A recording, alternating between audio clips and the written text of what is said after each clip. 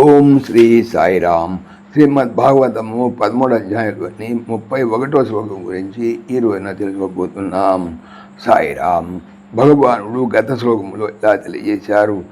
ఎవడు కర్మములను ప్రకృతి చేతనే సర్వ విధములా చేయబడుతున్నట్లుగాను అట్లే ఆత్మను కర్తగానివను చూస్తున్నాడు అనగా తెలుసుకుంటున్నాడు, అతడే నిజముగా చూచుతున్నవాడవును. ఇక ఈరోజు చెప్పేటువంటి 31వ శ్లోకంలో ఇలా చెప్తున్న భగవానుడు, యదా భూతపృద్భావమేకస్తమను పశ్యతి తత ఏవ చ విస్తారం బ్రహ్మ సంపద్యతే తదా.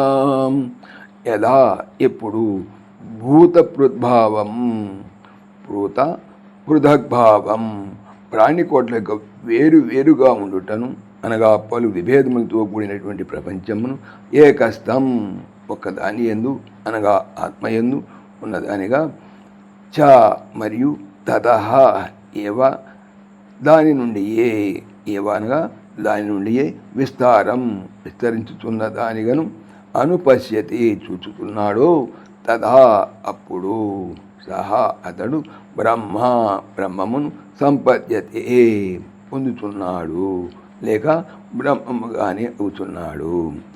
ఎప్పుడు వేరువేరుగా ఉన్నటువంటి ఈ భూత ప్రపంచమంతా కూడా ఒక్కదాని యందు అనగా పరమాత్మ యందు ఉన్నదానిగాను మరియు దాని నుండి విస్తరించుతున్న దానిగాను వీక్షించునో అప్పుడు బ్రహ్మమును పొందుతున్నాడు అనగా అప్పుడు మనుషుడు బ్రహ్మమును పొందుతున్నాడు లేక బ్రహ్మముగానే అవుతున్నాడు అన్నమాట. అనేక ప్రాణికోట్లతో కూడి వేరువేరుగా కనిపించు ఈ జగత్తు వాస్తవంగా ఒకే స్వరూపమై ఉన్నది. సాయిరామ్. ఓం దేవకీనందనాయ విద్మహే వాసుదేవాయ ధీమహి తన్నః కృష్ణ ప్రచోదయాత్. ఓం సర్వం శ్రీకృష్ణార్పణమస్తు. జై శ్రీకృష్ణ. జై జై శ్రీకృష్ణ.